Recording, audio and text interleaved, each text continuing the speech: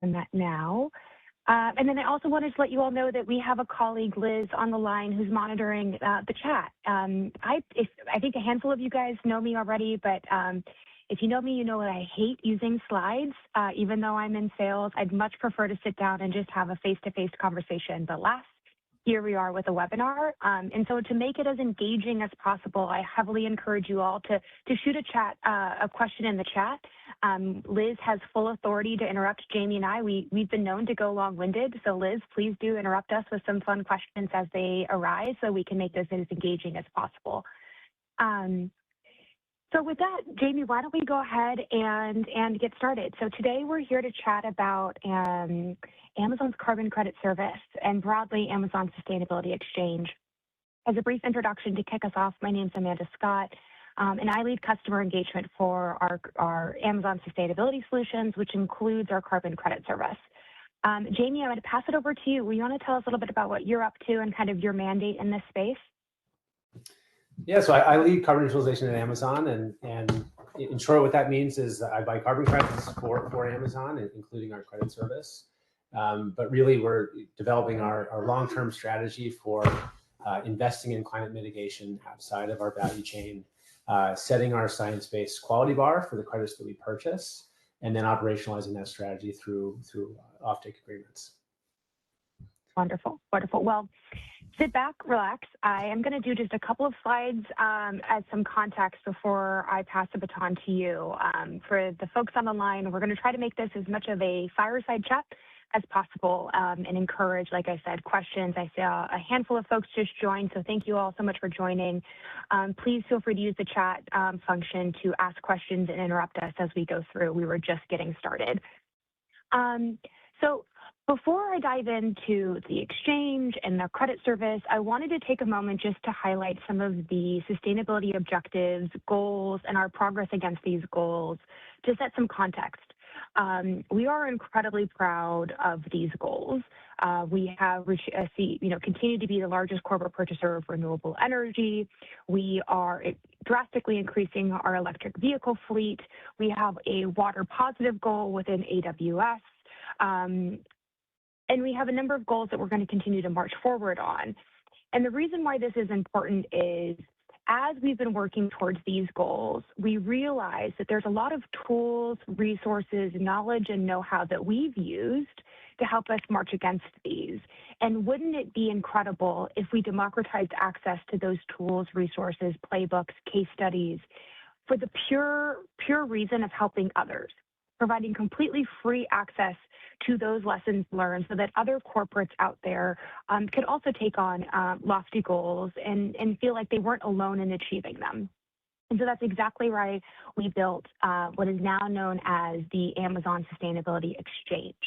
And it's intended to be an exchange. When we launched this about 1.5 years ago, it was entirely proprietary tools and resources, meaning things that Amazon had built, used, and leveraged to hit a number of our sustainability targets and make progress against those targets. It now has over 50 third-party resources, is shared in languages across the globe, and really tries to shine a light on resources of our vast value chain, of our enterprise customers, of folks that, for example, use AWS or our vast supplier network, or folks that sell their products on .com. Like I mentioned, it is completely free and accessible to all, and we'll be sure to make sure that you've got all of the relevant links to help you get there and navigate the site. And then one of the services embedded within the exchange is that carbon credit service, which we're going to talk to you about in just a moment. When we think about the exchange, we kind of anchored around a number of core focus areas. Human rights, transportation, we're obviously in the transportation business, waste and circularity, water stewardship, I mentioned our water positive goal with AWS. The built environment, access to and procurement of carbon-free energy, carbon measurement, carbon tools to help you understand your footprint and being able to calculate that. And then a dedicated focus area to carbon neutralization, which is essentially taking this webinar, but really diving deep with Jamie and his team of scientists and experts and really sharing how we think about our approach to neutralization generally Most recently, we launched a similar section to carbon neutralization, but actually on the concept of carbon insetting. So those are in value chain mitigation efforts that you can use, and we put some playbooks and case studies of how to get started. And have more to come. And so I want to leave kind of the conversation on the exchange with a really clear call to action. We'd love to hear from you all. Hopefully this is a two-way street webinar where not only we can share what we're up to, but we'd love to hear from you as well. So if you have a case study or a lesson learned or something that you think others would benefit from learning from, please do let us know.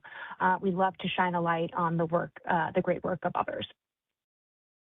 I'm going to transition now to the carbon credit service because, again, we built the exchange as a foundation, recognizing that there are a lot of organizations out there that aren't there yet to think about carbon neutralization. They might still be getting started on setting targets. They might still be getting started on understanding their carbon footprint. And that's why we provided the foundation of the exchange for those companies kind of earlier in their sustainability journeys. Our credit service is really geared to folks who are kind of on the back half of their journey, who are ready to start thinking about accountability and responsibility for those remaining emissions and marching towards that net zero target in due time. So how are we kind of set up and how do we think of ourselves as unique? And Jamie, I'm certainly going to invite you to chime in here. There's kind of three areas that we think of that kind of differentiate ourselves in this space. The first is this is a carbon credit service that is not available to anyone. Not anyone off the street, for example, can come buy carbon credits from Amazon. Their credits are exclusively available to companies within our value chain. So our enterprise customers, our suppliers, and now the over 500 global signatories of the Climate Pledge. Two, even if you are in our value chain, we also require companies to meet us in their decarbonization progress. And so we have what we refer to as our eligibility criteria, where we require companies to set a corporate net zero target of 2050 or sooner, to measure and publicly report their carbon footprint on a regular basis, and to commit to implementing decarbonization strategies in line with the latest climate science. And then third, so it's not a credit place for everyone. You have to have credible targets. The third thing is it's not a marketplace of every available carbon credit out there. In fact, Jamie, I think you've said this before, that 95% of the credits that are in the voluntary carbon market today don't meet our quality bar. Instead, what our service is doing is exclusively selling the credits that we, Amazon, Jamie and his team, have worked diligently to procure on our behalf and use for our own internal retirement. So, Jamie, maybe you can set the stage for a little bit with us. Like, how do you think about all of the world of the carbon credits that are out there? How do you find those 5% that meet our bar? And why do we think that, that bar is something we want to share with others? So for us, it's less about sifting through the kind of the legacy market and finding, the credits we can get to confidence in. It's more about building up, right?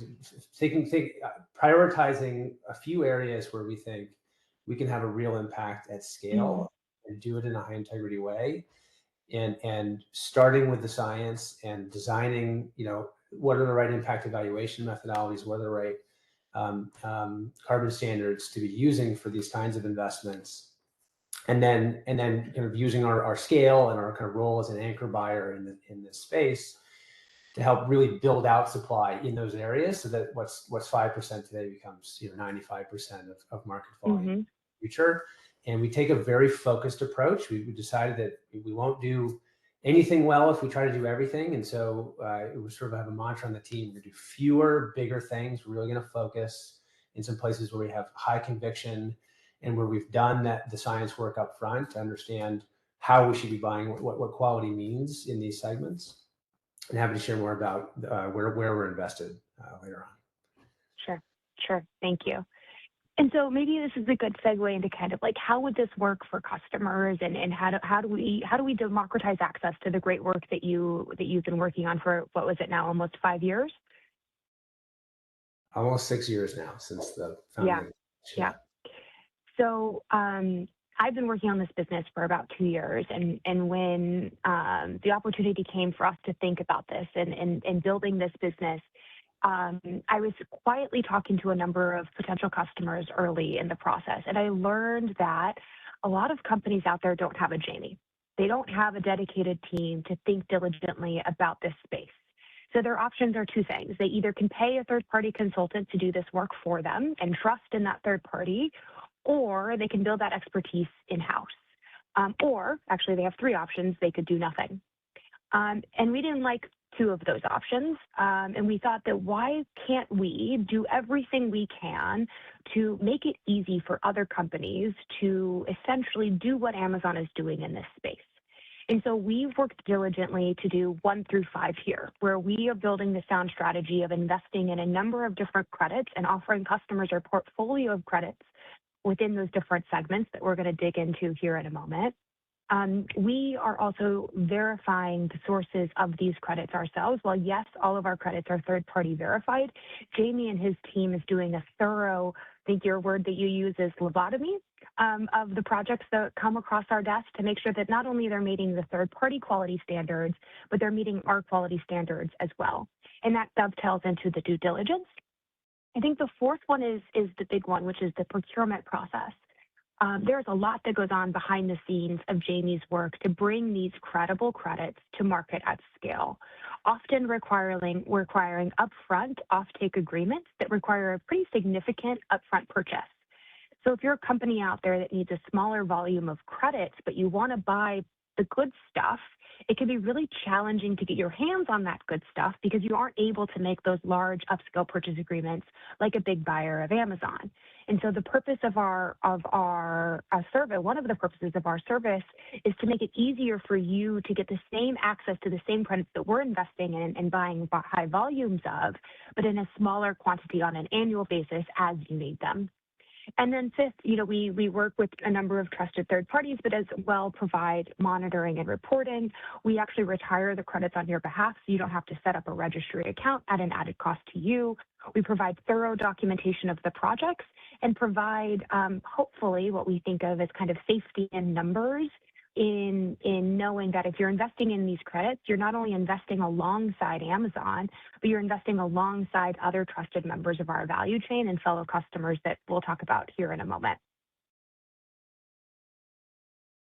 So let's take a moment, step back a little bit.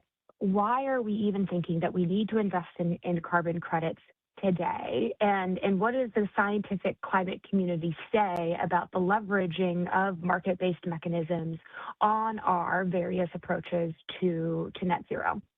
So as I said, we were building this business for a number of years, and this IPCC quote certainly stood out to us, that the volume of credits that we will all need is insurmountable if we don't take action now to ensure the viability of the sources of those credits.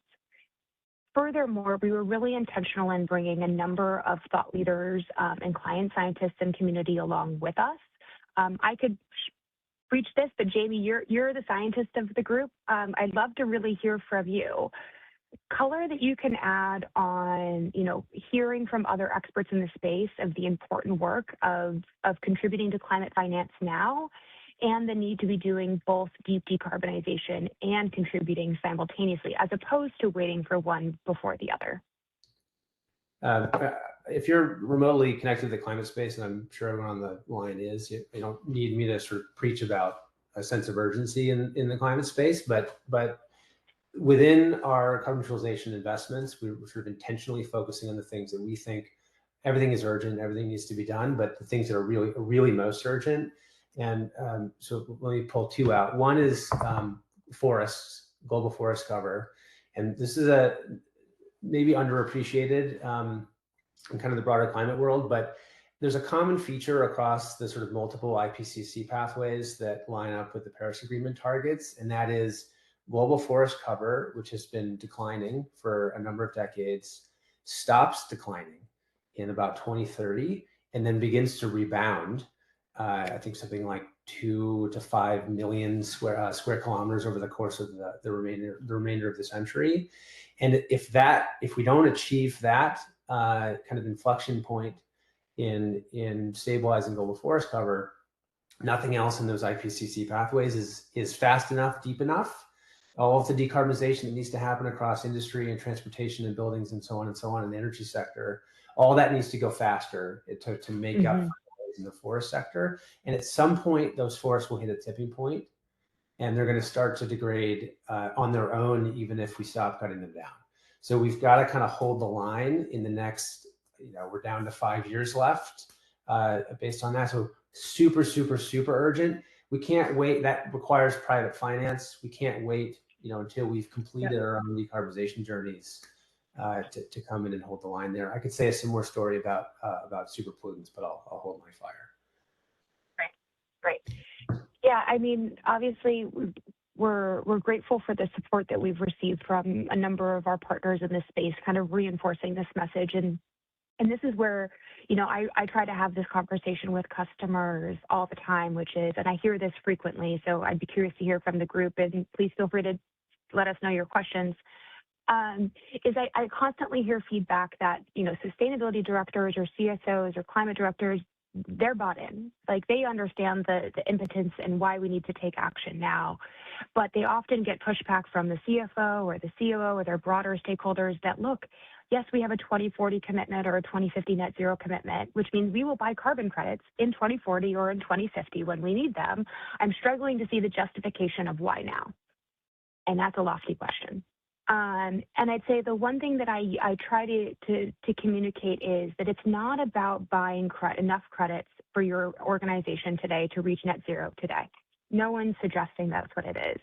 And really what we're hoping to do with our service is, by igniting demand across our entire vast value chain, think of the vast number of suppliers and signatories and enterprise customers. If we got all of them to just contribute 1% of their remaining emissions, 5% of their remaining emissions, but we collected that demand across our entire value chain, all of a sudden we have the ability to provide enough finance to prevent the continued deforestation, to tackle super pollutant abatement at scale, to invest in carbon removal technologies, technological carbon removal technologies, in a way that brings down that price curve so it's actually a palatable price point when we need them in higher volumes and higher quantities in 2040 and in 2050. That's what we're really hoping to accomplish here. And so I hope to kind of shift the narrative that seeing purchasing and contributing to climate finance has this very huge, significant financial commitment attached to it. I'd like to rewrite the narrative of, how can you contribute meaningfully in a way that you can talk proudly about it, in a way that doesn't disrupt your overarching, financial guardrails that you need to stick with? How can you commit a little bit?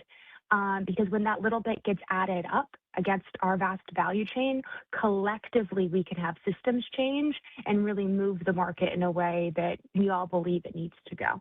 But I'll pause there. A little bit of a soapbox from me, and again, feel free to provide some comments or rebuttals to that in the chat. I'm all for it.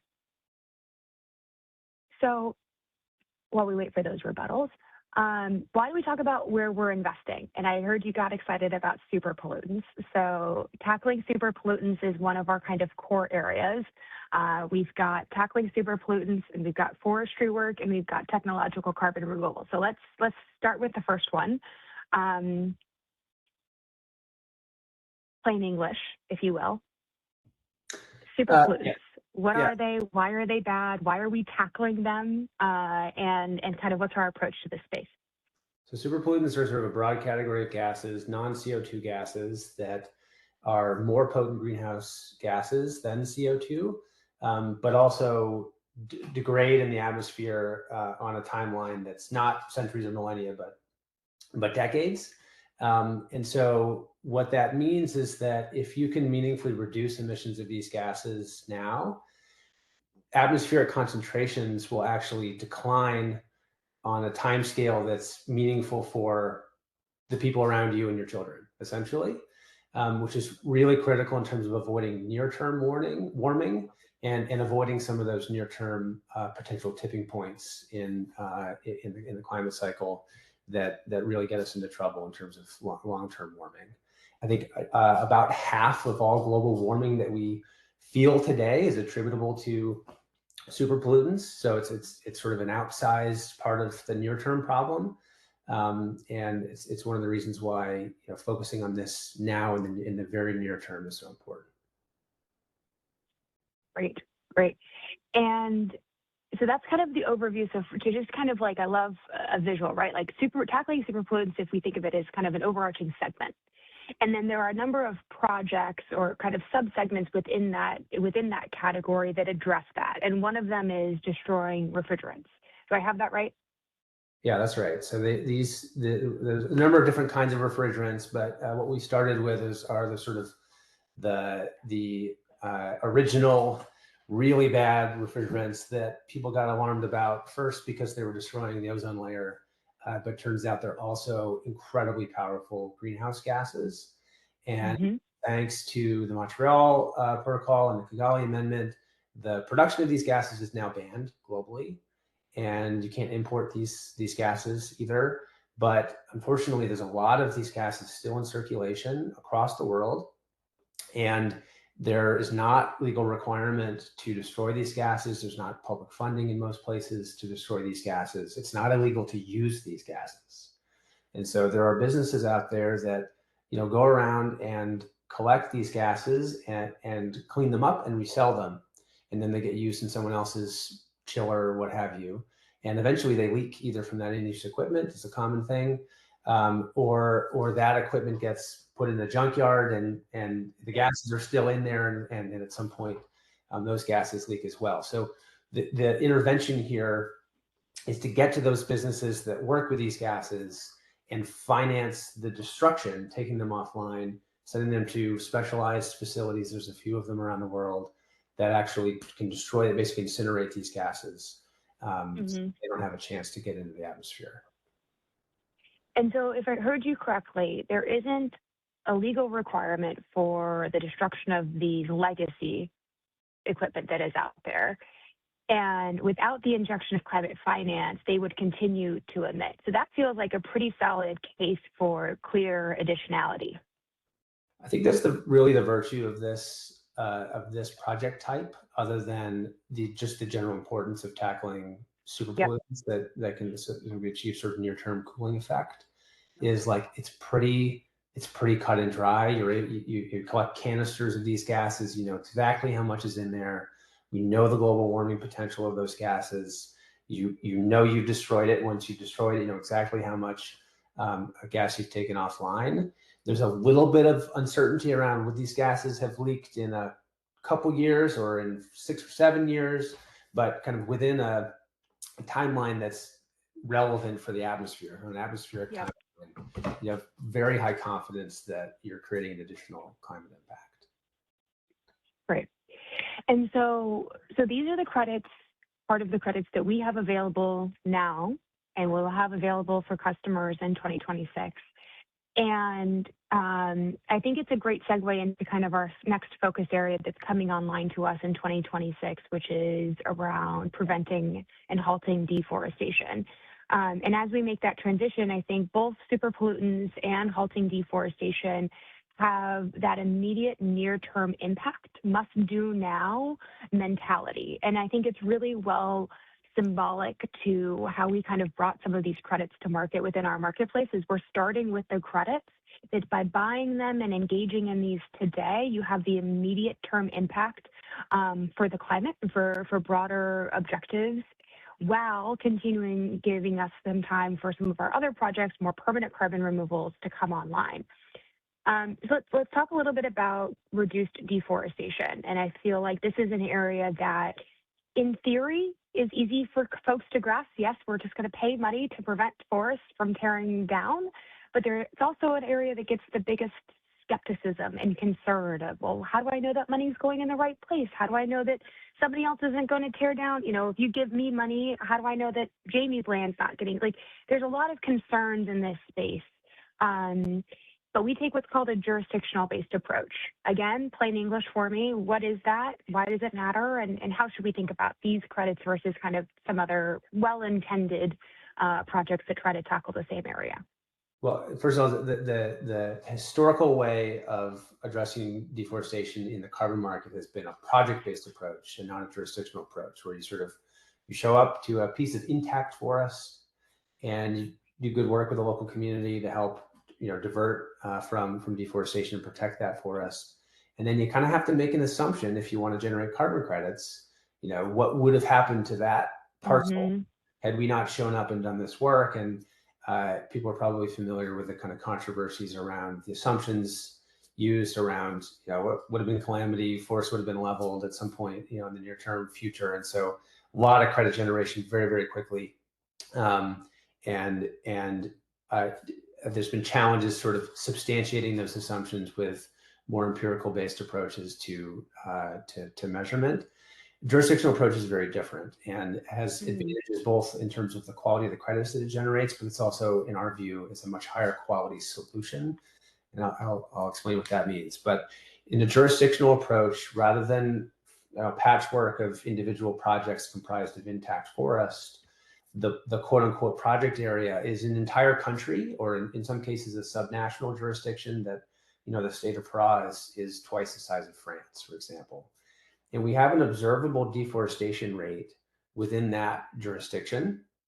And the way the crediting works is the jurisdiction needs to drive its deforestation rates down observably over time below a simple 5-year historical average. And some of the kind of first carbon standards, it's a 10-year period, but the market's sort of converging toward 5 years.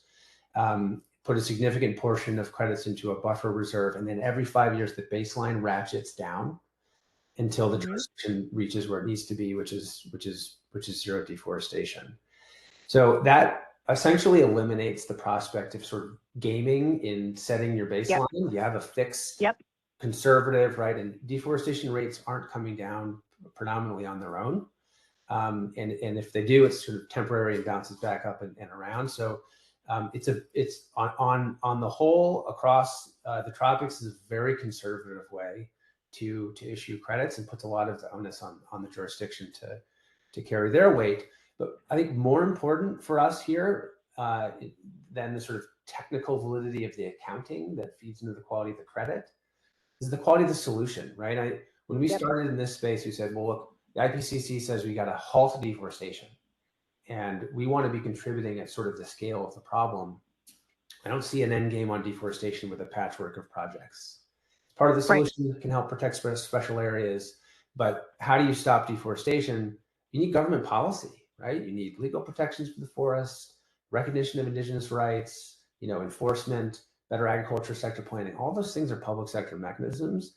And that's the beauty of the jurisdictional approach, is it's a partnership with the government in these places. You're providing resources to help that government implement these policies, and to partner with local communities and distribute funds in connection with those policies to those local communities to help them establish more sustainable economic livelihoods. So that's the theory of change, and it's a big undertaking, which is why we created the LEAF Coalition, which is a public-private partnership with governments and dozens of companies now to sort of send a demand signal and channel finance in a well-governed way to these jurisdictions as they make progress.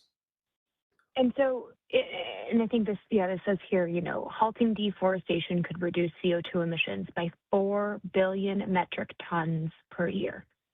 That's a significant opportunity. And I think you have coined the phrase that, forests themselves are the permanent carbon removal, so long as we protect them, that is the carbon sink that we have available to us. And as we continue to preserve them, it puts less pressure on those technological, more expensive carbon removal solutions we're going to need if we're able to rely upon the ones that we had originally. I'm going to throw a question at you, which is how do we think about, and I've used this with in other conversations, but welcome you to correct me where I'm wrong, but thinking about both halting deforestation and tackling superpollutants. If we think of the environment and climate in general and the atmosphere as a bathtub, and we think of the spigot at the top of the bathtub contributing carbon, and we think of the drain of the bathtub removing carbon, it reasons to believe that we need to do two things at once. We need to turn off the spigot. At the same time, we need to open the drain. If you think about opening the drain, those are some of those more durable technological carbon removals, but they're the size of a drain. And so it's going to take time, investment, and technology for that drain to enlarge and be able to remove carbon at a higher scale and a higher pace. we're going to do that. We're going to continue to do that. But in the meantime, what we can't have happen is the spigots continue to pour, much less continue to pour at a higher rate than they need to, because then that just puts more pressure on the drain. Did I completely botch the bathtub analogy? Like where would No, you I poke think you holes? got it right. Just like maybe to like summarize that, the only thing the atmosphere cares about is the water level in the tub, right? Yep. So whether you turn the drain down or whether the spigot down or open the drain, right? The effect on the water Yep. level is the same and the atmosphere is agnostic. And so sometimes we get in like standards land and, you know, alphabet soup land, we get a little Yeah. bit around the axle on some of these things. And there's this notion out there that like only carbon removal matters if you're a company doing something outside of your value chain. Carbon removal is opening the drain, right? And really what that is it's an observation that at global net zero, the spigots will need to have been turned off, right? Right. And then the only thing that's left to do and that must be done is to open the drains is carbon removal, right? And that is Right. correct. That is correct. But standing here today, right, we can talk about what's higher priority, removal or reduction, but you've got some massive spigots that are open that aren't being shut off at the pace that needs to be done. And we have great opportunities to go tackle those problems now.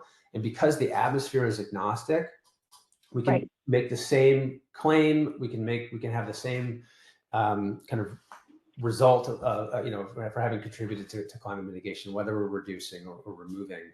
Over time, that balance will shift, but today is a different story. Great. I love it when a simple analogy is embedded with some complexity, but I think it provides a good visual and kind of helps contextualize this for someone who hasn't spent decades in this space. And before we move on to kind of our third area of focus, you had mentioned this earlier, broadly speaking around kind of the co-benefits when we think about reducing deforestation and the systems change that comes from the jurisdictional-based approach, and how engaging with local governments can actually provide additional benefits to the communities of people who live in those tropical regions. And I know you just came back not too recently ago from COP in Brazil, and were able to see some of this in person. Tell us a little bit around how we're engaging with communities on deforestation and kind of how we're ensuring that we're bringing those communities along with us with this important work. This is a really fascinating area. I think is underappreciated. And even when we started this work, 5 years or so ago, I think I came at this from very much a mindset that like really all that matters here is government policy. And local communities are kind of going to come along with this. They stand to benefit from this, but like it's the policy levers that matter. I think I've evolved my thinking a good bit. You still need those public sector mechanisms and levers, but communities on the ground matter. Like they are central to this, really. And it's about bringing those two things together. It's about getting the government in the same room as indigenous peoples and local communities, which often doesn't happen. And to have them really kind of hash out, like, how are they going to collaborate together to tackle this problem? What kind of economy do they want to build together? How are they going to share the fruits of this kind of carbon finance? And it's the jurisdictional approach that's forcing those conversations, because jurisdiction, in order to issue credits, they have to do these very extensive consultations with local communities. And buyers are reasonably, sensitive to making sure that that's not only happening, but that local communities are feeling positive about the direction of travel. And so the governments then are sensitive and wanting to sort of demonstrate that this is being done well. So it's really powerful stuff. It's not simple, and it's not it's not all rainbows and butterflies. Like people don't agree, and so they have to hash out these kinds of conversations. But what we're hearing from the ground is a combination of things. One is like, we wish we had this kind of government engagement around policymaking in other sectors like health and education that we're having here on forest. That's an interesting thought. Which is great, yeah. And then we're also hearing in Brazil. I had a chance to engage directly with indigenous leaders, sort of umbrella groups. There are a lot of different indigenous groups within Brazil, and the message you get there is like, look, we're not a monolith. There are different points of view and some disagreement. within our communities. But overall, like the state is engaging with us, we're engaging with the state, and we're hashing out how we want these consultations to run. We view this very positively. It's happening in the light of day. We're going to have disagreements, but it's the jurisdictional approach of, structuring a well-governed consultation process where people can have their voices heard and push back on things that they may disagree with, versus, what we hear often is this sort of carbon cowboy approach, fly by night coming in and having groups sign away their rights kind of thing. We're really shifting the market away from that. I think it's overall it's welcomed. Liz, do you want to chime in? I think I saw some questions come through. I want to make sure we give those some airtime. Yep, we've got a question from Tiffany. Says, Jamie, in the credit selection process, are there any quality indicators that Amazon uses, like CCP status or CORSIA eligibility? So because we have our own science team, we don't start with proxies. We start with first principles, and so we'll actually ignore the carbon standards, the methodologies themselves, and all of the ratings agencies and all of the these kinds of things, and do our own, like, how would we do rigorous impact evaluation? And then we try to crosswalk that to existing methodologies where we find inevitably we find gaps. And then we design our own kind of buyer criteria to staple on top, or in the case of restoration, we've actually collaborated with external experts and with Verra to create a label that has additional requirements embedded in it, so that if you're generating a restoration credit through Verra and you meet our additional requirements, you get this Abacus label. It's not that we don't pay any attention to CCP or CORSIA eligibility, right? It's always helpful to have someone else has looked at this. Do they have a different opinion? Where does that align or not align? But some of these groups are slow a little bit. ICVCM is taking time to get this right, which is a good thing. But we don't want to be inhibited by that. So we go fast when we get conviction on something. And if something has been reviewed by CVCM and not granted the label, we want to understand the thinking behind that. But just having the CCP label doesn't check our box. We need to really get to conviction on it from a technical standpoint ourselves. Great. So we've got about 5 minutes left. We have 2 other segments that we are invested in. These are nature-based carbon removal by restoring the forests. And as Jamie mentioned, we take a very specific lens on these types of projects, exclusively looking at those that not only meet the Verra methodology, but also meet the Abacus label. And we're very thoughtful and intentional about the broader impacts to those projects from a biodiversity and agroforestry perspective. And then our last area is, advancing technological carbon removal, which I've mentioned many times throughout today's discussion around. We've invested in these solutions where we've provided upfront capital in a number of instances to make sure that these technologies are best poised to scale when we need them. However, both of these segments will not start to produce credits and are therefore not going to be available for customers for a couple of years from now. So please stay tuned on that.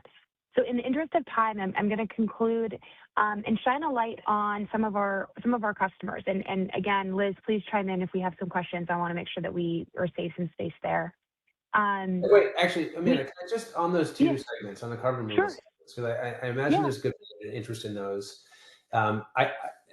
I don't want to make any promises, but we see a path to having some of the first credits for those segments in hand potentially in 2027. But these are the segments where I think the value of the credit service in particular really stands out. It's going to be very hard to get these credits if you're navigating the market on your own as a buyer. You're going to have to do long-term offtake agreements. It's a much bigger commitment. Project developers don't really want to talk to you unless you can take a sizable chunk of their project volume. It's just too much transaction cost for them. And so I think this is going to be like a really standout value in being a credit service customer, because you're going to be able to just get these on an annual basis from Amazon's portfolio. We don't have them today, but of course, the customers that come into the service are going to be first in line for those. Couldn't have said it better myself. And I think that actually, lends itself nicely to where I was headed, which is, who are we working with already, and what are the value that they are finding with our service? These are just a couple of our customers and intentionally represent a breadth of industry from construction to consumer gaming products to the company that built the chair that I'm sitting on today. And I think our customers have a number of things in common. One is, as I mentioned, they didn't typically have a dedicated person on their organization. In fact, one of my dear friend at Corsair, he has a sustainability team of one. And in all of the prioritizations of his time, thinking about how to navigate the voluntary carbon market was below the line, as we say at Amazon. But he knew that contributing to climate finance couldn't be below the line for his organization. And a number of companies kind of shared in similar approaches, which saying just because I don't have the time for this or I have limited resources doesn't mean I want that to come between me and actually contributing.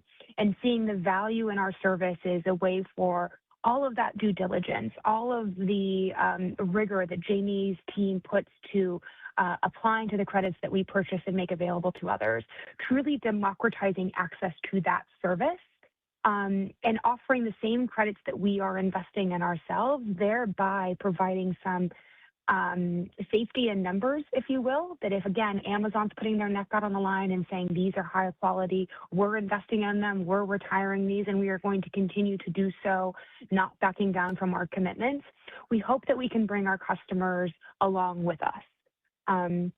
A couple of customers, smaller service provider companies that have just a small amount of emissions to reach carbon neutrality, for example. Digitally native companies, again, really intentionally demonstrating a breadth here to show that we are open for business across the spectrum of companies. We really want to invite others to contribute in any small way, shape, or form that makes sense for them and their business. It isn't about a lofty, aggressive number that reaches net zero today. It's about a step change to reach net zero in a certain time horizon that makes sense for you. I will conclude by saying thank you so much for attending. We will make the resources that we walked through today available to you. We will also think about and get back to you on sharing out this recording to the best of our ability as well, so that if other colleagues are interested in hearing what we were up to, we can make that available to you. Liz, any final questions before we end on time here? I don't see any. If you got them, get them in now. Jamie, any final words of wisdom to end on? No wisdom. Just thanks for joining. Fun to talk about this stuff. Fabulous. Well, thank you all so very much. Take care.